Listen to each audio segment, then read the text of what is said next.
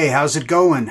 This is Darrin Goodman from GuitarControl.com bringing you this video lesson today. Today we're going to look at Pachelbel's Canon in D. This is one of my all-time favorite pieces. If you've seen the video that I did before for this, it was using sweeping arpeggios, but they were a different type of arpeggio, different voicing than I'm going to be using today. So, you know, look through the channel and check it out. Be sure to click on the link in the description for the tabs, and let's get started. Let's get close up. Okay, so the first thing that you're going to want to do is learn these two shapes. So these arpeggios are just on the first, second, and third strings, and they're all either majors or minors. And these are the second inversion shapes, by the way. All right, so the first one we're going to look at is for a major. And what's nice about this is that these shapes, you're just going to use the same two shapes. You're just going to move them around on the fretboard. All right, so the first one we have is the major, and this is D major. So we're on the 15th fret of the first, or excuse me, the 17th fret of the first string with your fourth finger, and the 14th fret of the first string with your first finger.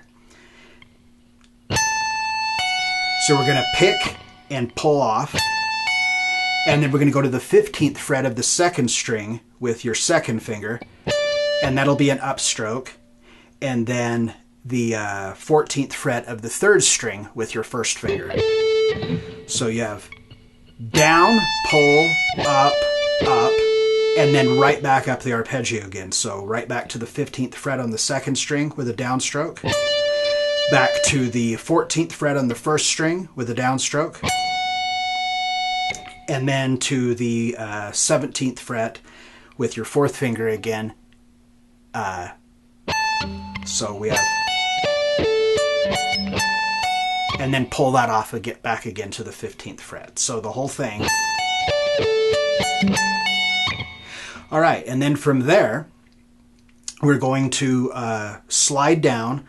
So we're going to do the same shape, a major again, but now we're doing A major. So we're starting with our fourth finger on the 12th fret and our first finger on the 9th fret.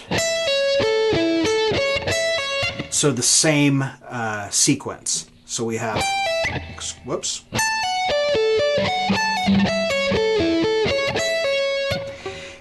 Next, we're going to move to B minor. So we're going to take our fourth finger and we're going to move it up a whole step to the 14th fret, and then our first finger on the 10th fret. So now we're going to do the minor shape. So now it's 14, pull off to 10, to the 12th fret on the second string with our second finger, to the 11th fret on the third string with our first finger, and then back up again. So far we have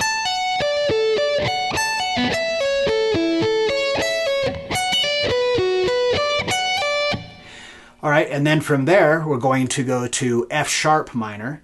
So we're going to use that same arpeggio shape that we just learned, but we're going to move it down. So we're starting with our first finger on the 9th fret of the first string, excuse me, our fourth finger on the 9th fret of the first string, and our first finger on the 5th fret.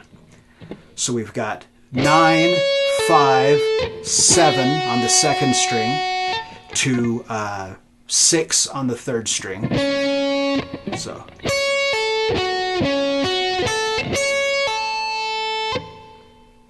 And then from there, from there we have G major, which is going to start with our fourth finger on the 12th fret of the first string and our first finger on the 9th fret.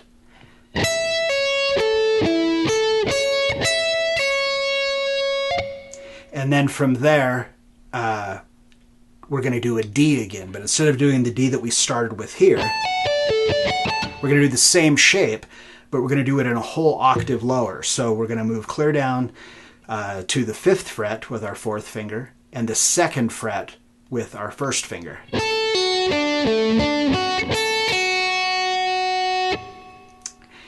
And then from there, back to the G again. So back to the one we were just on. So 12, 9, 10, 9. So far we have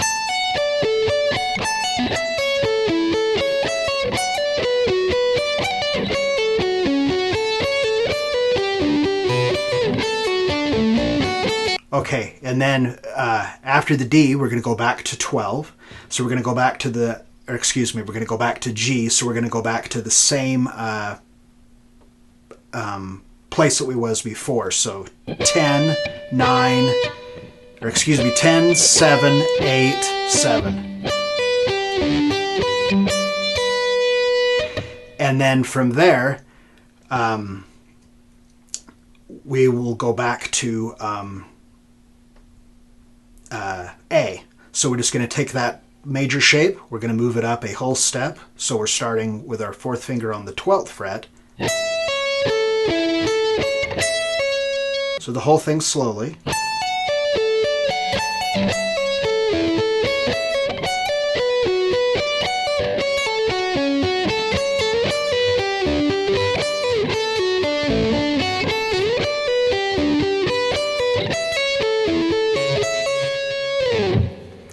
All right, so to really be able to nail this, what you're going to want to do is first memorize those two shapes, the major shape and the minor shape, and practice those so you can play them smoothly. And then just follow the transitions as outlined in the tabs. Now, when you're playing these kinds of arpeggios. And you could play this with a clean tone too. It would sound good, with a clean tone as well. But I just prefer the sound of it with the distortion. So when you're playing it with the distortion, one of the problems you're going to run into is that the other strings that you're not playing are going to ring out, and you don't want them to ring out. If you're hearing all that noise in the background, that's not going to sound good. So what I do is with my right hand, with my picking hand, I take this part of my hand right here and I actually just rest it on these lower strings. So you can see that to keep those strings quiet. And then that way when you only hear the notes that you're supposed to hear. Now, when you are executing this also, you're going to want to make sure that you play each note separately. You don't want them you don't want those notes ringing over the top of each other. So as I descend, when I move from this note here on the 14th fret, when I move to the second string, I actually take that finger off so it doesn't ring out. And in turn, my second finger here is fretting that note, but it's also just slightly touching the first string to keep it quiet. So that way it's muted. And then the same thing when I go to the third string. I remove my second finger from the second string, and then that allows my first finger to fret that note, but it also is slightly muting the second string. And then the same principle for when you're doing the minor shapes. When you practice these arpeggios, just a really good way to do it is just to play it repetitively. So you're just...